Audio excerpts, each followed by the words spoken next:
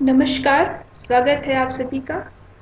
और हम लोग अभी कोहलर की थ्योरी देख रहे थे, लर्निंग थ्योरी कोहलर की। कोहलर ने लर्निंग की इनसाइट थ्योरी दी थी, जो कि वनमानुष पर किया गया प्रयोग था। हम लोग आज उसी के बारे में आगे जानेंगे। आज मेरिट्स और लिमिटेशंस इनसाइट थ्योरी के क्या है, इस पर हमारा क्लास होगा। मनोविज्ञान में जब भी हम किसी सिद्धांत के बारे में पढ़ते हैं, तो ये बात है कि कोई सिद्धांत अपने आप में कंप्लीट नहीं होता। उसकी कुछ अच्छाइयाँ हैं और कुछ कमियाँ भी हैं, कुछ उपयोगिताएं हैं और कहीं उसकी लिमिटेशंस भी हैं। तो इसी तरह इनसाइट थ्योरी के बारे में भी हम लोग देखेंगे कि इसकी अपनी यूज़फुलनेस है, जो हमारे डेली लाइफ में हम लोग यूज़ कर सकते हैं इस थ्योरी की उपयोगिता को। और इसकी कुछ कमियां भी हैं, जहां हम ऐसे भी कुछ चीज़ें हैं जहां हम इनसाइट थ्योरी का यूज़ नहीं कर सकते या जहां इनसाइट थ्योरी लागू नहीं होता है। तो अभी हम लोग स्टार्ट करेंगे, वो उपयोगिता से स्टार्ट करेंगे कि सिद्धांत की क्या उपयोगिताएं हैं। सबसे पहले तो ये जान लीजिए कि कोहलर द्वारा दिया गया जो इनसाइट थ्योरी है, उसका यूज़फुलनेस हमारे शिक्षण क्षेत्र में काफ़ी है। इसमें देखिए कि हम लोग कुछ चीज़ें रट कर सीखते हैं।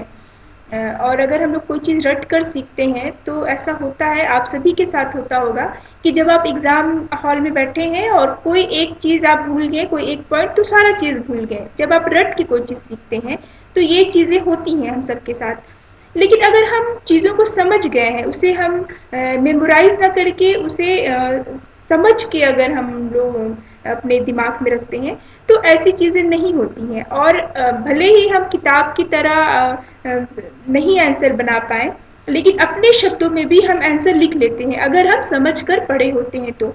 तो यहाँ इनसाइट की एक यूज़फुलनेस ये दिखती है हमें। इसके अलावा अगर हम इनसाइट्स के द्वारा सीखते हैं, तो हमारा जो मेंटल कैपेसिटी है, वो भी स्ट्रांग होता है, वो भी विकसित होता है। और ऐसा मेंटल प्रोसेसिंग जब विकसित होता है, तो हमें कंपैरिजन करना, तर्क करना, इन सारी चीज़ों में भी हम अव्वल होते हैं, हम ज़्यादा सक्षम हो पाते हैं।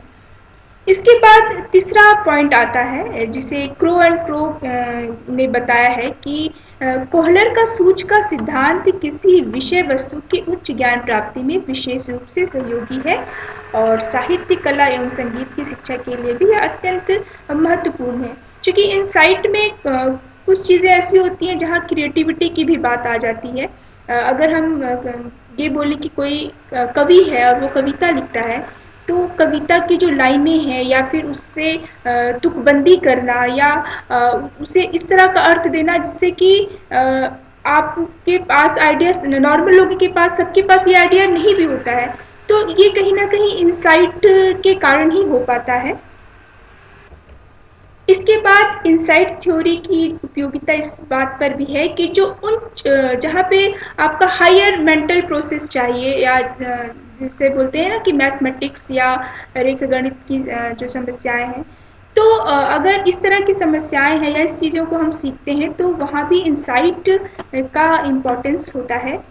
और इसके अलावा जो पांचवा पॉइंट है, इसमें ह्यूरिस्टिक पद्धति पर आधारित है, यानी कि छात्र स्वयं खोज के मार्ग पर अग्रसर होता है। छात्र किसी नवीन परिस्थितियों में समायोजन करने तथा समस्या को सुलझाने में अंतर्दृष्टि से काम लेता है। ये बिल्कुल सही है कि कुछ चीज़ें ऐसी होती हैं हमारे सामने, जिसका हमें रटा रटाया कोई चीज़ कोई बताता नहीं है। वो हमें परिस्थिति हमारे सामने आती है, और उसका उत्तर हम खुद अपनी समझ से, और अब तक हमने क्या सीखा, दुनिया को क्या देखा, आसपास की चीज़ों को कितना समझ रहे हैं, उसके अकॉर्डिंग हम अपनी समस्या का समाधान खुद करते हैं।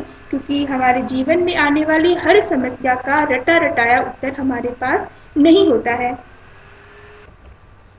इसके बाद बारी आती है अंतर्दृष्टि या सूझ सिद्धांत की आलोचना, या उसके क्रिटिसिज्म, उसके लिमिटेशंस के बारे में।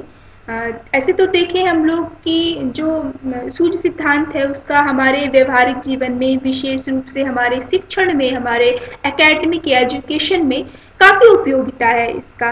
लेकिन कुछ ऐसी भी स्थिति है, कुछ ऐसे भी कंडीशन है जो कह सकते हैं कि अंतर्दृष्टि सिद्धांत की कमियों को बताता है।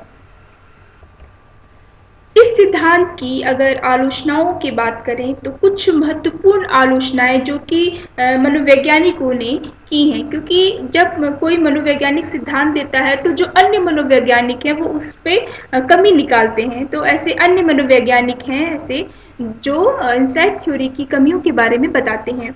देखिए, इनसाइट थ्योरी की जो पहली कमी बताई गई है उसमें यह कहा गया है कि इनसाइट थ्योरी में अभ्यास के प्रभाव को ध्यान नहीं दिया जाता है, जबकि हम लोग अभ्यास से भी सीखते हैं। जैसे मान लीजिए हम लिखना सीखते हैं, तो जब हम लिखना सीखते हैं तो हमारी राइटिंग बहुत अच्छी नहीं होती, एक बच्चे की राइटिंग बहुत अच्छी नहीं होती, लेकिन वो निरंतर अभ्यास से उसकी राइटिंग बहुत अच्छी बन जाती है। एक सुदृढ़ जो अक्षर है उसमें एक अच्छा शेप आ जाता है, वो काफ़ी सुंदर लिखने लगता है। तो यहाँ पे इंसाइट की कोई बात नहीं हुई, यहाँ पे तो अभ्यास से हुआ।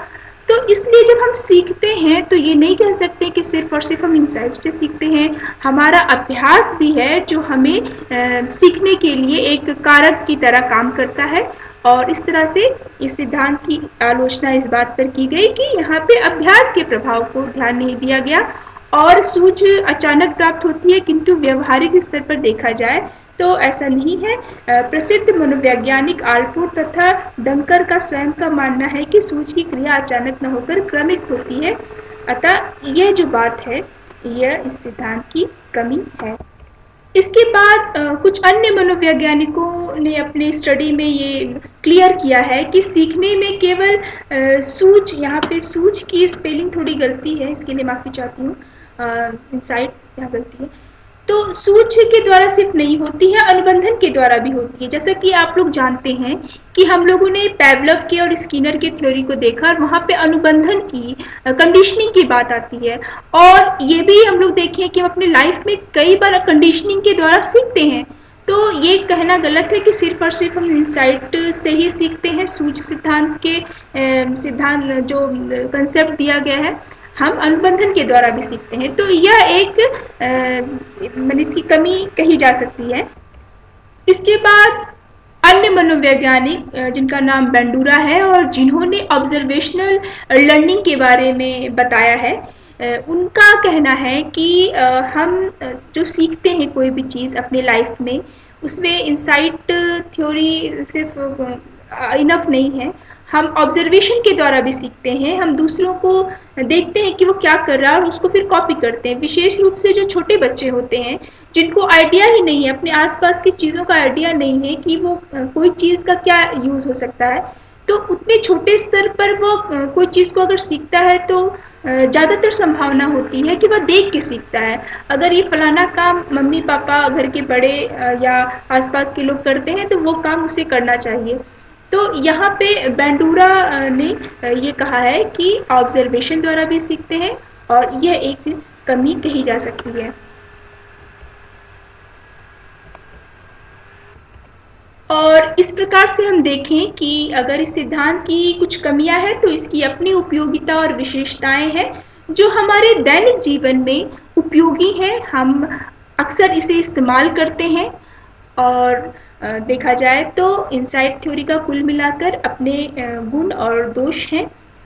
और सीखने के क्रम में, शिक्षण के क्रम में हम इसकी उपयोगिता को अक्सर यूज़ करते हैं, इसका हम इस्तेमाल करते हैं सूझ सिद्धांत का। आज के वीडियो में इतना ही। फिर मिलते हैं नए वीडियो में नए टॉपिक के साथ। आप सभी रिवीजन करते रहें, पढ़ते रहें।